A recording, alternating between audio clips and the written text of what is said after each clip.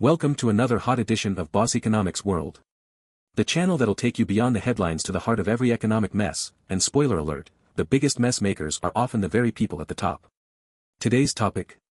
We're hitting the issue that's lighting up the political and business world, diversity, equity, and inclusion or DEI. Once hailed as the solution to systemic inequality, now it's become a lightning rod for backlash, and guess who's spearheading that backlash? None other than President Donald Trump in his second stint at the helm. But let me tell you, folks, this story didn't come out of nowhere. We're watching in real time as corporate America is swiftly walking away from promises it made not so long ago, while the federal government is taking apart diversity initiatives faster than you can say, executive order. Strap in, people. This commentary's going to hurt. Why?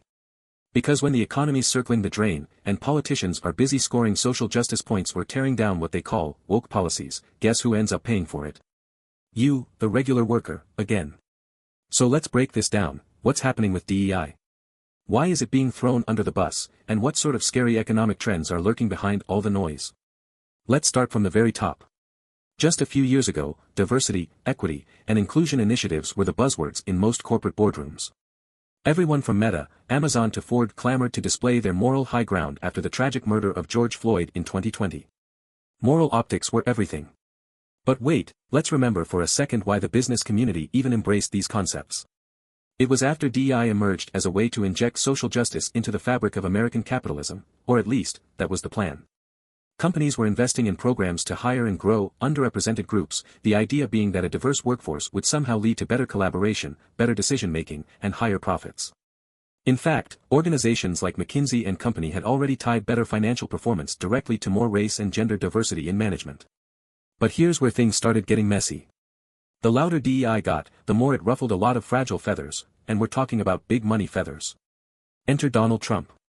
Donald Trump has long worn disdain for what he calls identity-based discrimination as a badge of honor. Now, after taking office for his second presidency, one of Trump's first major moves is to target DEI policies. And I'm not talking lightly here. He tore through the federal government with 2 executive orders, deconstructing decades of progress on affirmative action and DEI in the public sector.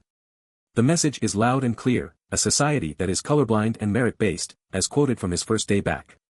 This isn't just empty political rhetoric. Federal DEI programs have reversed almost overnight. In fact, Trump's orders halted DEI training, frozen DEI program funding, and even placed DEI officials on paid leave, with open plans to terminate their employment soon. But Trump didn't stop there. No, he wants to pressure corporations too. That's right. It's not just public sector institutions feeling the heat. He's vowed to make life difficult for any private company with federal contracts that persists in using affirmative action-esque DEI programs. That's Boeing, Amazon, Meta, and Ford, just to name a few. And this pushback was coming even without Trump pushing it forward. There's an entire ecosystem of conservative activists like Edward Blum and the social media star Robbie Starbuck who made it their life mission to kill DEI across corporate America. What Blum and Starbuck are doing is firing off lawsuits left and right while gathering their bases to drum up rage-filled campaigns to cancel companies that they call pro-woke. As a result, we're seeing DEI rollback after rollback. But wait, let's take a step back and ask. You've heard the letters, but let's answer the real question: what does this acronym mean, and more importantly, why is it so divisive?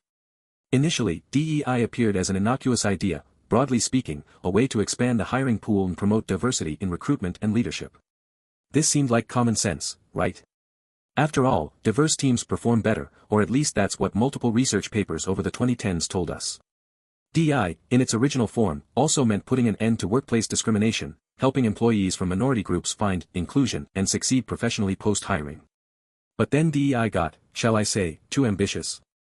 Instead of being strictly about recruiting talent from all walks of life, DEI widened its scope dramatically by zeroing in on systemic inequalities and newer buzzwords like belongingness and allyship. Companies started throwing terms around like representational targets, and suddenly, having more women or racial minorities in higher positions wasn't just a goal, it became an expected measure of success in some companies. That perception shift caused corporate leaders and DEI critics to lose their minds.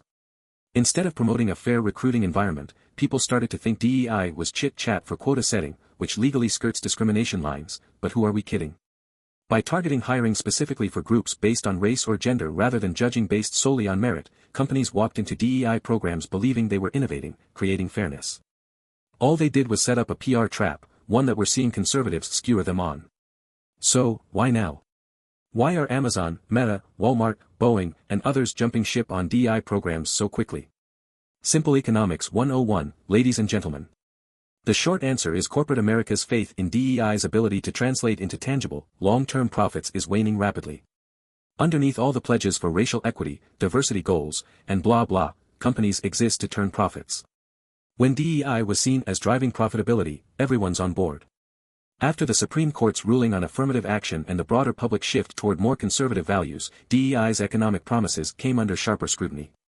Several big studies by consultancy firms like McKinsey once claimed that there's a direct link between diversity at the executive level and company earnings.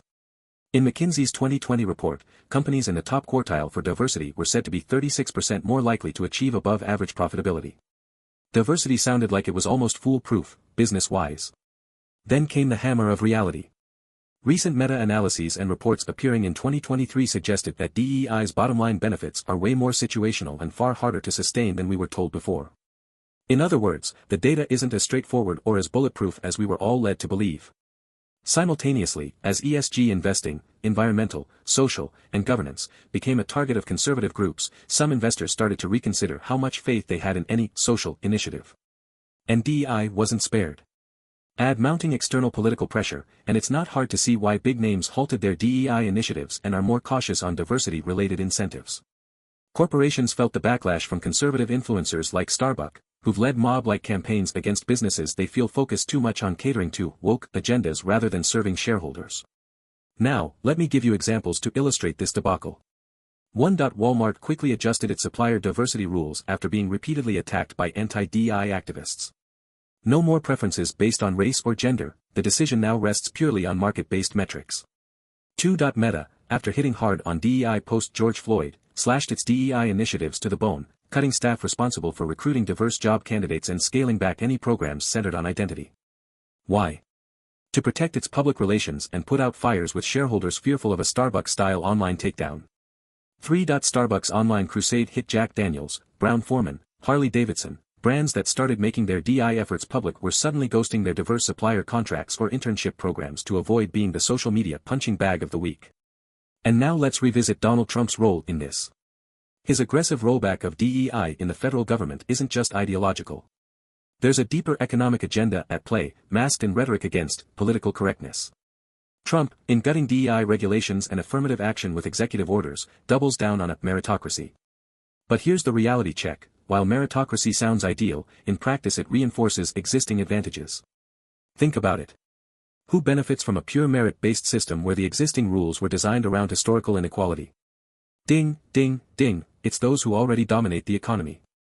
Trump's version of a merit-based society generally puts many marginalized groups, those DEI programs try to help, at the back of the line, while disproportionately preserving white, male-dominated leadership structures.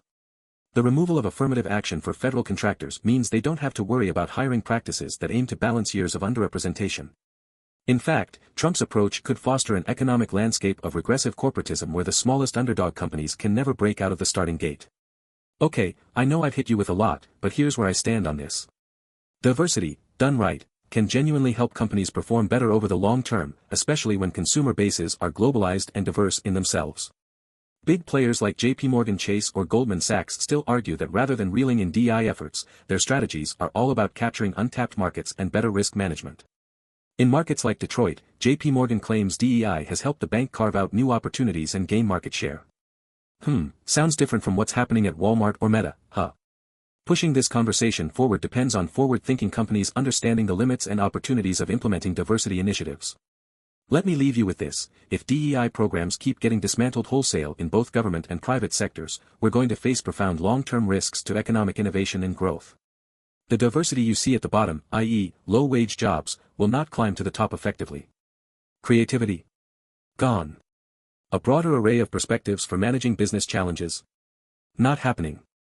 Ultimately, the rush to destroy DEI could end up creating bigger gaps between rich and poor, stifle upward mobility for historically excluded groups, and deepen inequality, the very thing DEI was designed to mitigate in the first place.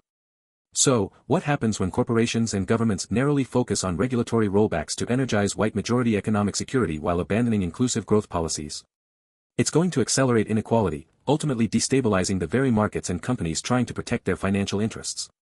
Mark my words, folks, the backpedal on DEI will have ripple effects across every industry it touches. And once the tide changes again, it's going to be too late to plug the holes this anti-DEI backlash will have left in talent pipelines, innovations, and competitive dynamism. Time will tell if corporate America regrets jumping so fast off the DEI bandwagon. But one thing is certain, the social, economic, and political storms we'll face are brewing, and we'd better be geared up for impact. Stay curious, stay skeptical, and until the next economic catastrophe, remember who's really pulling the strings and who's getting caught in the cyclone. Boss Economics World signing off.